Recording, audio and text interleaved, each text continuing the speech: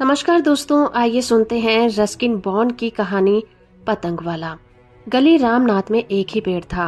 वो बरगद का पेड़ पुरानी मस्जिद की टूटी दीवार के बीच से निकला हुआ था। अली की पतंग उसकी टहनियों में फंस गई थी। फटी कमीज पहने छोटा सा अली नंगे पैरों से गली में लगे पत्थरों को पार करता हुआ अपने दादा के पास पहुंचा। उसका दादा अपने पिछवाड़े के आंगन में धूप में बैठा हुआ ऊँघ रहा था। दादा जान, लड़के ने पुकारा, मेरी पतंग गई। बूढ़ा दादा अपने स्वप्न से झटके से जगा। उसने अपना सिर ऊपर उठाया। फिर उसकी बढ़ी हुई दाढ़ी, जो कि बुराक सफेद होनी चाहिए थी, लाल दिख रही थी, मेहंदी में रंगे होने की वजह से। क्या मांझा टूट गया? बूढ़े ने पूछा। पहले जैसी डोर अब कहाँ मिलती है? नहीं नहीं दादा जान, मेरी पतंग बरगद के पेड़ में फंस गई। बुढ़ा जोर से हंसा। तुम्हें पतंग ठीक से उड़ाना सीखना है अभी मेरे बच्चे। मुश्किल तो ये है कि मैं बहुत बूढ़ा हो गया हूँ, तुम्हें सिखा नहीं सकता, पर तुम्हें एक नई पतंग जरूर ला कर दूंगा। उसने उसी समय पतले कागज और रेशम की एक नई पतंग बनाकर एक धूप में सूखने के लिए रख दी। गुलाबी रंग की हरे पुछवल्ले वाली पतंग। बूढ़े ने वो पतंग अली को दे दी और अली ने अपने नन्हे पंजों से उचक कर दादा का पोपला मुंह चूम लिया। इस पतंग को नहीं खोऊंगा, उसने कहा। चिड़िया जैसी उड़ेगी ये पतंग। और अपनी एड़ियों पर घूमकर कूदता हुआ आंगन से बाहर निकल गया। बूढ़ा धूप में बैठा सपने देखता रहा। उसकी पतंगों की दुकान कब की खत्म हो चुकी थी। एक कबाड़ी ने वह जगह खरीद ली थी। अब दिल बहलाने के लिए वो पतंगे अभी भी बनाता था, जिससे उसके पोते का भी फायदा होता था। बहुत कम लोग अब पतंग खरीदते थे। बड़े तो उन्हें बहुत मामूली चीज मानते थे और बच्चे पैसा पाने पर सिनेमा देखना पसंद करते थे। सबसे बड़ी बात तो ये थी कि पतंग उड़ाने के लिए कोई खुली जगह ही नहीं रह गई थी और खुला घास का मैदान पुराने किले से लेकर नदी तक फैला हुआ था। उस सारे मैदान को शहर निकल गया था। बूढ़े को वह पुराना जमाना याद आता था, जब बड़े बड़े लोग पतंग लड़ाते थे। पतंगे आसमान में तेजी से घूमती थी और झपट्टा मारती थी, एक दूसरे के धागे में फंसकर खींचती जाती थी, जब तक कि एक पतंग कट न जाती थी। फिर वह हारी हुई कटी पतंग अपने धागे से मुक्ति पाकर नीले आसमान में पता नहीं कहाँ चली जाती थी। बाजियां लगती थी और पैसे हाथ बदलते थे। उस समय पतंगबाजी शाही शौक था। बूढ़े ने याद किया कि जैसे नवाब साहब खुद नदी किनारे अपने दरबार के साथ आते थे और इस राशि शौक में समय बिताते थे, तब लोगों के पास समय था जो कि वो नाचते हुए दिल को खुश करने वाले कागज के टुकड़ों के साथ मौज मस्ती में बिता सकते थे, चाहे घंटा भर ही क्यों ना हो। आजकल लोग दौड़ते ही रहते हैं, उम्मीदों की गर्मी लिए। किसी के पास समय ही नहीं है। नाजुक चीजें जैसे पतंग उड़ाना या आंख बंद कर सुनहरे सपने देखना पैरों तले रौंद दी जाती हैं। जब वो जवान था तो महमूद पतंग बनाने वाले के नाम से सारे शहर में जाना जाता था और उसकी कुछ विशेष सजावट वाली पतंगों का उन दिनों 3 या 4 रुपए तक बिक जाती थी। इस बार नवाब साहब के कहने पर उसने एक बहुत ही खास किस्म की पतंग बनाई थी, जैसी किसी ने कभी उस जिले में नहीं देखी हो। उसने एक कतार में लगे छोटे छोटे कागजों के गोलाकार टुकड़े लेकर एक हल्के ब्राउन के फ्रेम में जड़े हुए थे। हर गोले में दोनों तरफ एक एक घास का गुच्छा लगा दिया गया था, जिससे संतुलन बना रहे। सबसे ऊपर वाला कागज का गोला एक तरफ को फूला हुआ था। उसके ऊपर एक अजीब सा चेहरा बना दिया गया था, जिसमें आंखों की जगह 2 छोटे गोल शीशे जड़े हुए थे। गोले सिर से पूंछ तक आकार में घटते जाते थे और कुछ लहराते से थे, और पतंग ऐसी लगती थी मानो कोई सांप सड़क पर रेंग रहा हो। इस बोझिल सी बनावट को जमीन से ऊपर उठाना बड़ी कला का काम था। सिर्फ महमूद ही उसे हवा में उड़ा सकता था। सभी ने महमूद की बनाई हुई ड्रैगन पतंग के बारे में सुन लिया था और कहने लगे कि वो पतंग तिलस्मी है। जब नवाब साहब के सामने उड़ाने के लिए ये पतंग पेश की गई, तब अच्छी खासी भीड़ वहां जमा हो गई थी। पहली कोशिश फिजूल रही।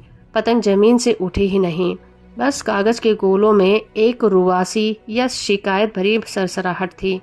हिलने से पतंग की आंखें, जो कि शीशों से बनी हुई थीं, सूरज की रोशनी में चमक उठी और पतंग एक जानदार चीज सी लगने लगी थी।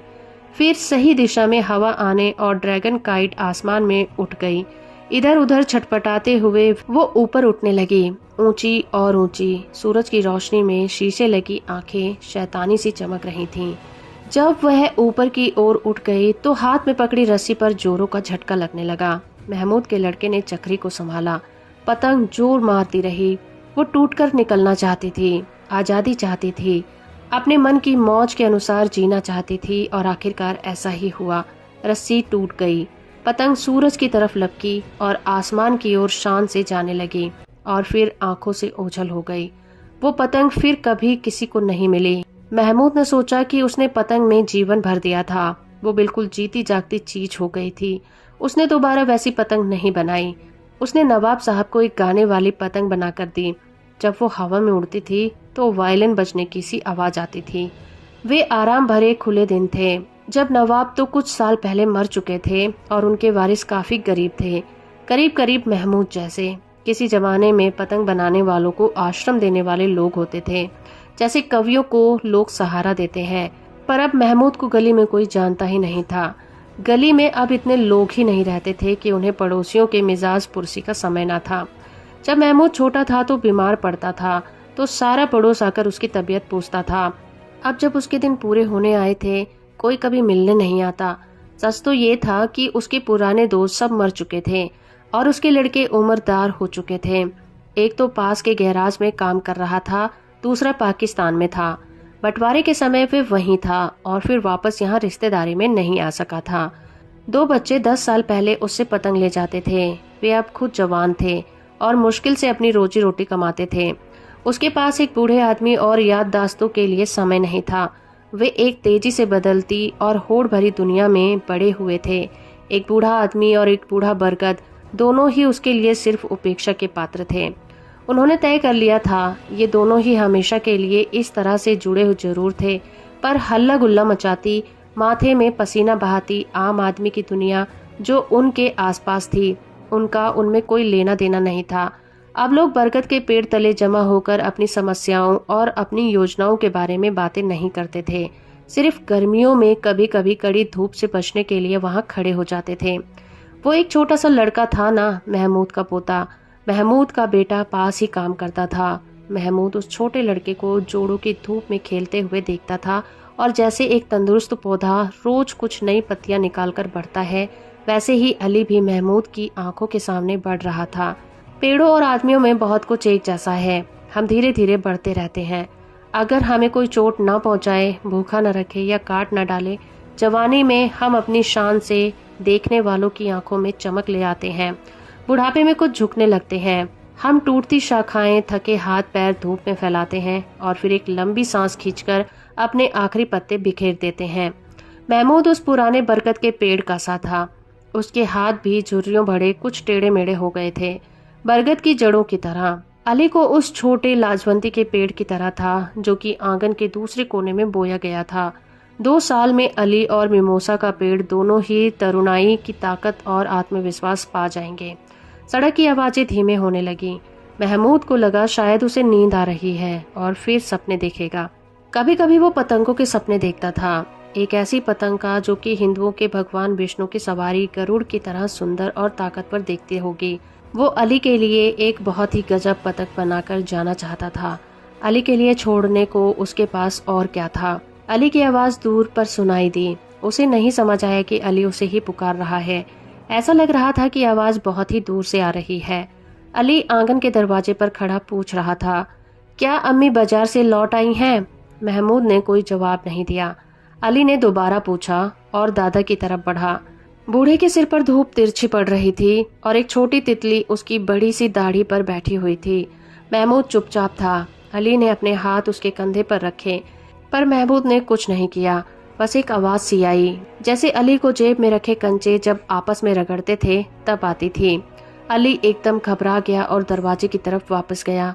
सड़क पर दौड़ता हुआ जोर जोर से अपनी माँ को बुलाने लगा। तितली बूढ़े आदमी की दाढ़ी से उठकर मिमोसा के पेड़ पर जा बैठ गई। हवा का झोंका आया और उसने पेड़ में फंसी तितली को निकालकर हवा में ऊंचा फेंक दिया। वह फटी पतंग उस कश्मकश से भरे शहर से निकलकर अनजाने नीले आसमान में कहीं चली गई थी। तो दोस्तों, अभी आप सुन रहे थे रस्किन बॉन्ड के द्वारा लिखी कहानी पतंग वाला। उम्मीद करती हूँ ये कहानी और मेरा प्रयास आपको अच्छा लगा होगा। वीडियो को लाइक और चैनल को सब्सक्राइब करना बिल्कुल मत भूलिएगा।